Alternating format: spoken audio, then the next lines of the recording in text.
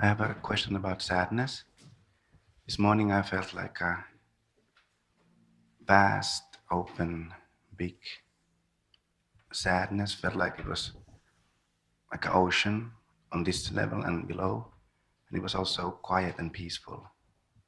And in the morning meditation, the level got lower and more lower. But now in this session, it feels like it's like on this level, and it's not like sadness anymore, but it's more intense and a bit different now. Yes. You see, as these layers of feeling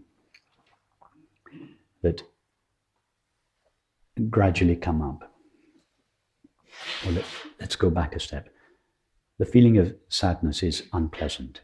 It's something that we want to avoid. So much of our lives, if we feel this underlying sadness or loneliness or absence of love, or we engage in various activities, whether they're internal activities of thinking or external activities, which are designed precisely to avoid us having to really feel the pain of this sadness or lack.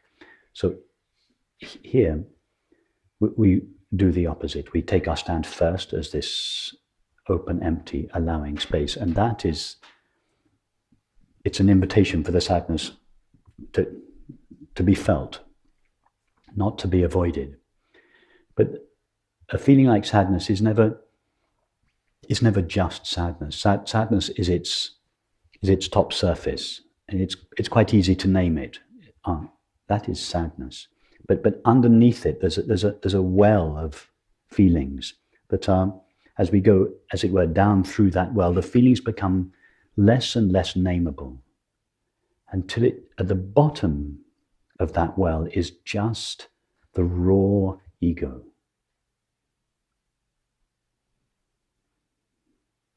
Which is a mixture of fear and lack, but we can't really name that feeling. So in these, that's why these meditations, it takes time, and it takes quite some time for this well of feelings to empty themselves, or to bubble up into the light of awareness.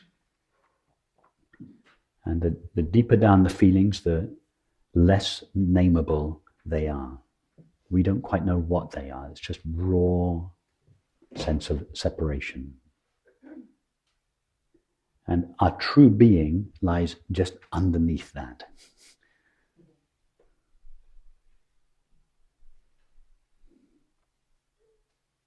So here we're going, as it were, down through these layers to the being, the pure being, unmixed with anything other than itself, that lies underneath them. Actually, we're not going down through the layers, we're rather allowing the layers to come up into us. So it's good that this feeling of sadness, which has lived with you, that seems to have pervaded your body for so many years, is being exposed. Be very loving towards it. Offer it or surrender it to this totally allowing, loving space, and see what happens as it evolves. Because, as we said in the meditation, no sensation is static. There's no such thing as a static sensation or a static feeling. All feelings and sensation are dynamic. So let it just, and in this contemplation, this is why I said this is a little bit more than just abiding in our true nature. We give this subtle invitation to these feelings we gently coax them out of their hiding places in the body. So allow this sadness to bubble up into you. Be very sensitive to the impulses to avoid it. The first way we avoid it is by going into thinking, because thinking takes us into the future or the past, that is away from the now. That is the most innocuous way of avoiding feelings.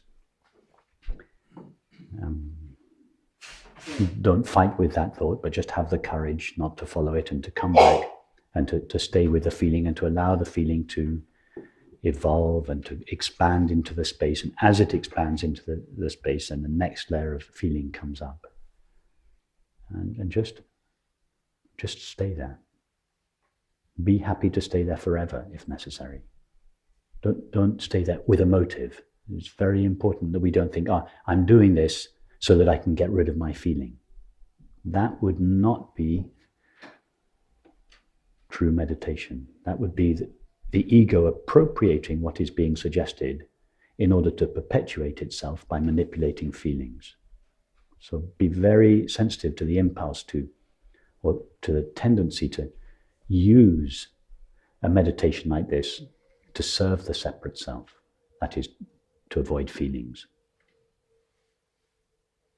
And this, it takes courage and love. Courage to face the feeling and love to stay with the feeling.